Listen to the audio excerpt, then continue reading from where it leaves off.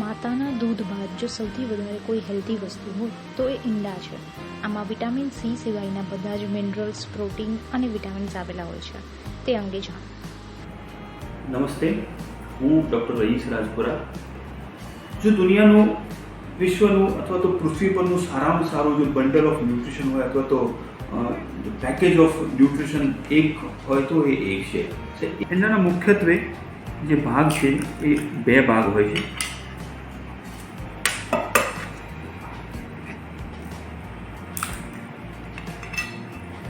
જેને આપણે પીળી જરદી કહીએ, જેમાં પ્રોટીન, ફેટ, મિનરલ્સ, વિટામિન્સ હોય છે. અને જે યલો જરદી કહીએ, સફેદ જરદી કહીએ. સફેદ જરદી મુખ્યત્વે આલ્બ્યુમિન તરીકે ઓળખાય છે. એ આલ્બ્યુમિનમાં પ્રોટીન, મિનરલ્સ અને વિટામિન્સ, વોટર સોલ્યુબલ વિટામિન હોય છે. તમે જોઈ શકો છો કે બંને ઈંડાના કન્ટેન્ટમાં કોઈ ફરક નથી. યોગમાં હું વાત કરું તો પિગમેન્ટ ઝેન્થોફિલ્સ હોય છે, એમાં લ્યુટીન હોય છે, જે હ્યુમનના આઈસાઇટ અને આઈ ડેવલપમેન્ટ, આઈસાઇટ જેમ કે એજ્યુલેટેડ મેક્યુલર ડિજનરેશન છે જેને પ્રિવેન્ટ કરવામાં મદદ કરે છે. આ ઈંડામાં 6 ગ્રામ બેલેન્સ પ્રોટીન હોય છે. અને એ પ્રોટીન પણ કેવું હાઈલી ડાયજેસ્ટેબલ છે, હાઈલી બાયો અવેલેબલ છે. જો મધર મિલ્ક પછી જો હાઈલી બાયો અવેલેબલ સારામાં સારું જો પ્રોટીન હોય એ એગ પ્રોટીન છે. એના પછી મિલ્ક આવે, કાઉ મિલ્ક આવે.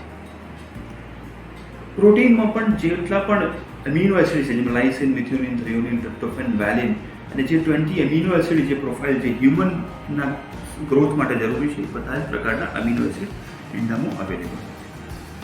ફેટની વાત કરીએ તો 6.5 ગ્રામ ફેટ હોય છે. એ 6.5 ગ્રામ ફેટમાં જે ફેટી એસિડ પ્રોફાઇલ છે એ વેલ બેલેન્સ ફેટી એસિડ પ્રોફાઇલ હોય છે, જે હ્યુમનના ગ્રોથ માટે જરૂરી છે.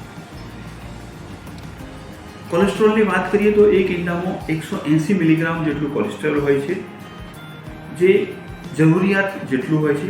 એક હ્યુમનને, એક નોર્મલ માણસને આશરે 1400 થી 1800 મિલીગ્રામ કોલેસ્ટ્રોલની જરૂરિયાત ડેલી હોય છે. જો તમે કોલેસ્ટ્રોલ નહીં લેશો તો શરીર જાતે કોલેસ્ટ્રોલ બનાવશે.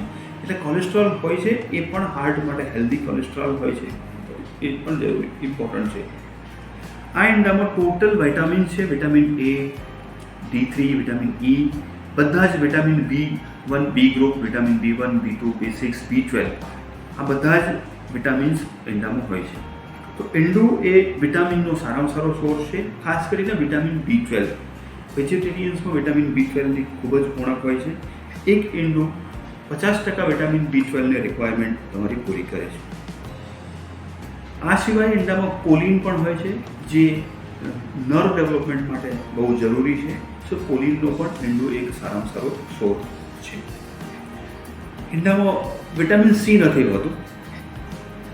ઈંડામાં બધા જ પ્રકારના મિનરલ્સ હોય છે, જે ઝિંક, ખાસ કરીને ઝિંક છે, કોપર છે, મેંગેનીઝ છે અને બીજા મિનરલ્સ પણ પૂરતી માત્રામાં હોય છે.